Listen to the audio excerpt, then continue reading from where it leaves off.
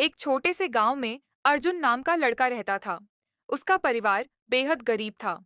पिता खेतों में मजदूरी करते थे और माँ घर घर जाकर काम करती थी। घर की हालत इतनी खराब थी कि कई बार उन्हें दो वक्त की रोटी भी नसीब नहीं होती थी। लेकिन अर्जुन के सपने बहुत बड़े थे। वह चाहता था कि पढ़ लिखकर अपने परिवार की हालत बदले और गांव का नाम रोशन करे। अर्जुन हर दिन सुबह जल्दी उठकर अपने पिता की मदद करता और फिर फटे पुराने कपड़ों में स्कूल चला जाता।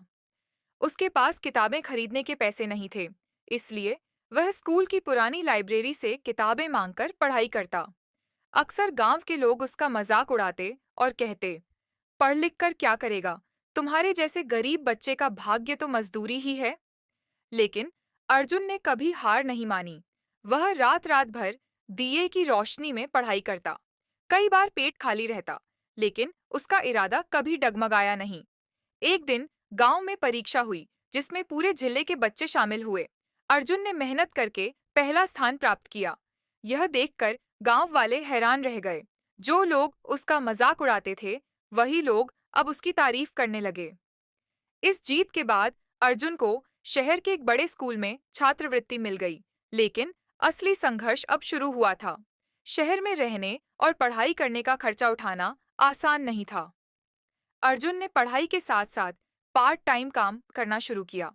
दिन में वह स्कूल जाता और रात को होटल में बर्तन धोता।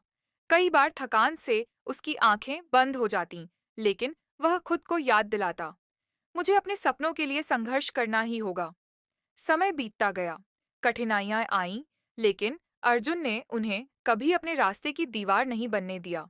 सालों की मेहनत के बाद उसने इंजीनियरिंग की पढ़ाई पूरी की और एक बड़ी कंपनी में नौकरी पा ली। उसकी पहली तनख्वाह से उसने अपने माता-पिता के लिए नया घर बनवाया। गांव के वही लोग जो कभी अर्जुन को ताने मारते थे, अब अपने बच्चों को उसकी तरह मेहनती बनने की सीख देने लगे।